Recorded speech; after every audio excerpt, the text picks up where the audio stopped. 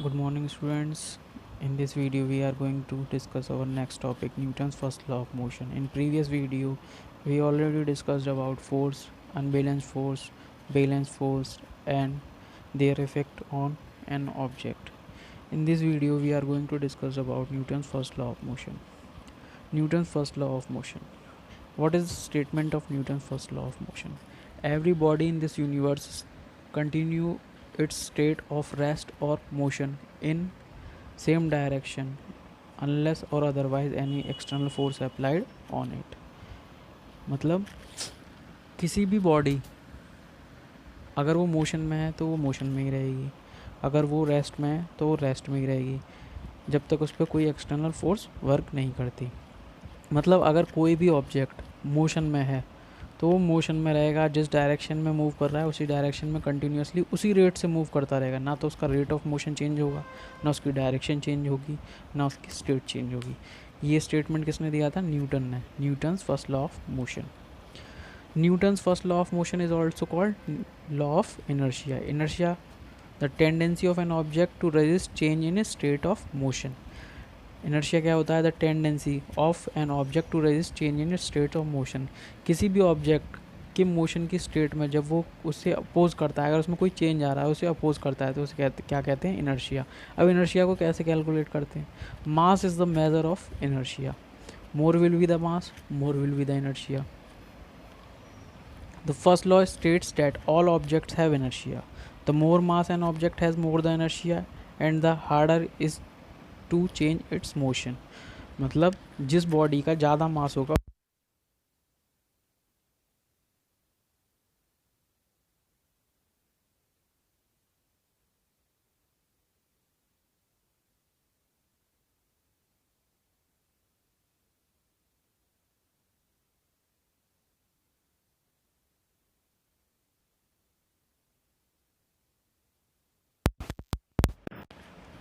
अब question arise होता है, if objects in motion tends to stay in motion, why don't moving objects keep moving forever. जब objects motion में होते हैं तो वो हमेशा मूव ही करते रहेंगे, तो वो ऐसा क्यों नहीं होता? मान लीजिए हमने किसी बॉल को हिट किया तो वो हमेशा बॉल मूव क्यों नहीं करती रहती? कार को हमें बार बार स्टार्ट करके मूव क्यों करना पड़ता है? तो उसका रीज़न ये है, कुछ एक अदर फोर्सेज होती हैं, अनबैलेंस फोर्सेज होती हैं जो हमेशा उस पर एक्ट करती रहती हैं, जिनकी वजह से वो बॉडी रेस्ट में आ जाती है. जैसे कि आप बॉल को हिट करते हैं, एक क्रिकेट बॉल को हिट करते हैं या थ्रो करते हैं, तो उसे दो फोर्सेस उस पर साइमल्टेनियसली एक्ट कर रही होती हैं. एक तो एयर फ्रिक्शन, जब बॉल जो एटमॉस्फेयर में होती है उसमें जो एयर होती है वो उसे एक फ्रिक्शन फोर्स कॉज करती है और वो उसे स्टॉप कर देती है. सेकेंड फोर्स होती है द फोर्स ऑफ ग्रेविटी.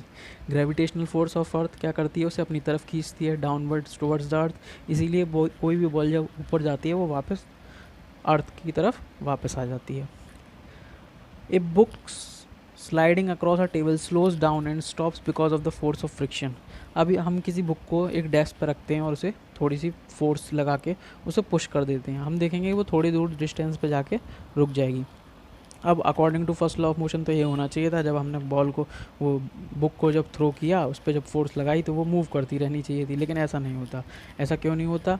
क्योंकि जो बुक है और डेस्क है, उन दोनों के बीच में, सरफेस की वजह के बीच में क्या है? Friction force. और वो फ्रिक्शन फोर्स क्या करती है? उस फोर्स की वजह से वो बॉडी मोशन की स्टेट को चेंज करके किस में आ जाती है? रेस्ट में.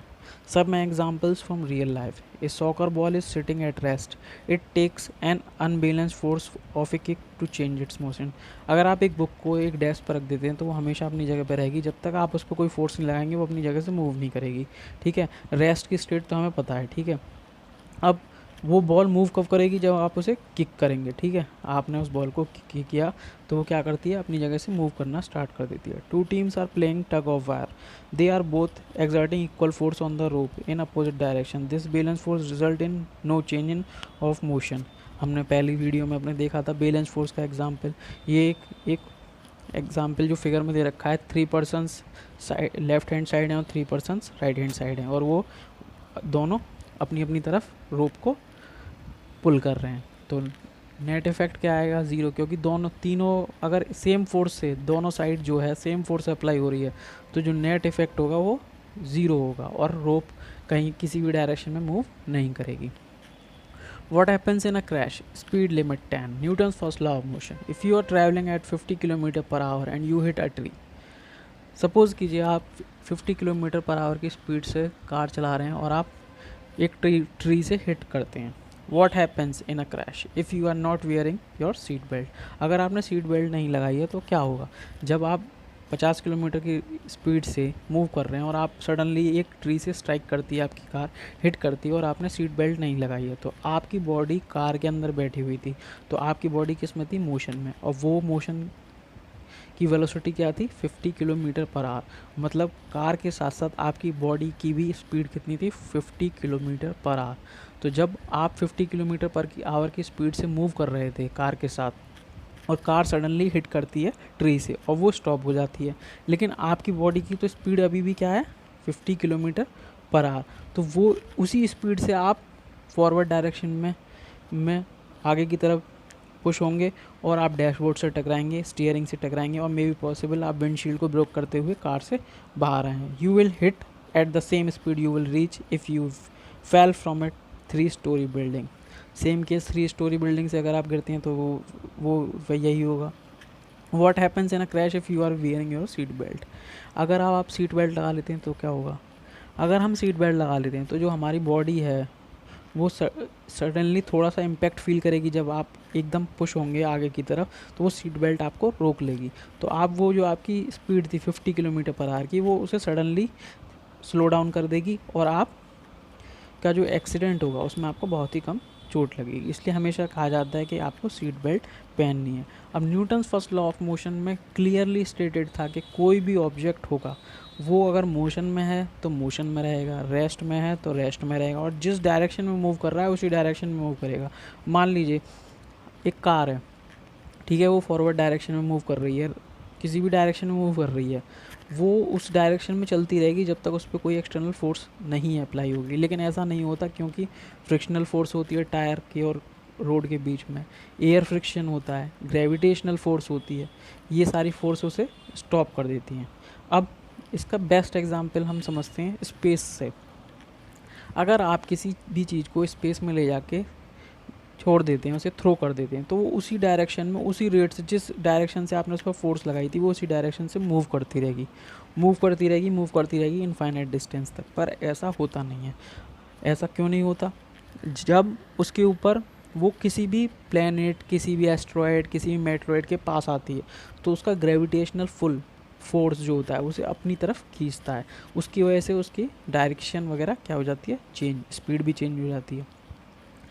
यही रीज़न है कि कोई भी ऑब्जेक्ट मोशन में नहीं रह पाता और कोई भी रेस्ट में नहीं रह पाता. तब तक रहेगा वो जब तक उस पर कोई एक्सटर्नल फोर्स नहीं लगेगी. जैसे ही हमने उस पर एक्सटर्नल फोर्स लगा दी, उसकी direction of motion, state of rest, state of motion को हम चेंज कर सकते हैं. मतलब ओवरऑल बात यह है कि Newton first law of motion में कहा गया था कि every body in this universe continue its state of rest और मोशन अनलेस और otherwise any external force applied on it. मतलब इस यूनिवर्स में कोई भी बॉडी अगर वो रेस्ट में है तो रेस्ट में रहेगी, मोशन में है तो मोशन में रहेगी, जब तक उस पर कोई भी एक्सटर्नल फोर्स अप्लाई नहीं होती. इस लॉ को हम क्या बोलते हैं? Inertia of mass. इनर्शिया क्या होता है? The tendency to resist any change in state. अब इनर्शिया ऑफ रेस्ट होता है, इनर्शिया ऑफ मोशन होता है, इनर्शिया ऑफ डायरेक्शन होता है. इनर्शिया ऑफ रेस्ट क्या होता है? The tendency of a body to resist a change in state of rest is called inertia of rest. कोई भी बॉडी अगर रेस्ट पोजीशन में है तो वो रेस्ट में ही रहना चाहती है, इसे बोलते हैं इनर्शिया ऑफ रेस्ट. नेक्स्ट क्या है? Inertia of motion. If a body is in motion then it resist any change in states of motion, that is called inertia of motion. अगर कोई बॉडी मोशन में है तो वो हमेशा किस में रहना चाहती है? मोशन में. इसे क्या कहते हैं? Inertia of motion. Inertia of direction. अगर कोई बॉडी किसी भी डायरेक्शन में मूव कर रही है तो वो उसी डायरेक्शन में मूव करते रहना चाहती है. इस प्रॉपर्टी को क्या बोलते हैं? Inertia of direction. इस वीडियो में हमने डिस्कस किया Newton's first law of motion, inertia of motion, inertia of rest, inertia of direction. Newton first law of motion का सेकंड नेम क्या है? Law of inertia. Next video में हम discuss करेंगे momentum and Newton second law of motion.